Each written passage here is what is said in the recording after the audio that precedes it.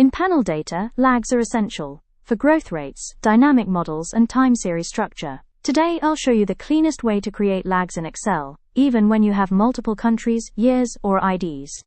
A lag simply means the value from the previous period. In panel data, that means the previous year within the same country, or ID. Lags let you compute growth, persistence, autoregressive models, and dynamic effects. Most people try to create lags by shifting the column down. But in panel data, that breaks immediately. Because countries are stacked, we need a lag that respects the panel structure. To create a lag, we need to find the row where the same country appears and the previous year exists. The combination of functions index and match is ideal for panel lags because it can match multiple conditions.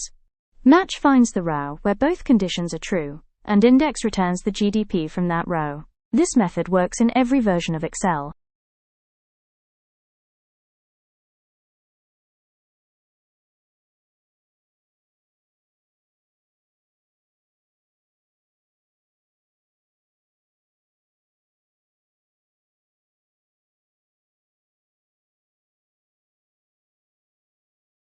Let's drag the formula down.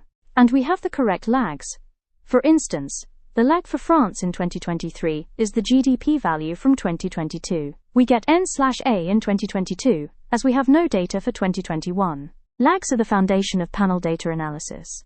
With index plus match, you can build them cleanly and reliably, even in large datasets. Thank you for watching the video. Please like if you found it helpful.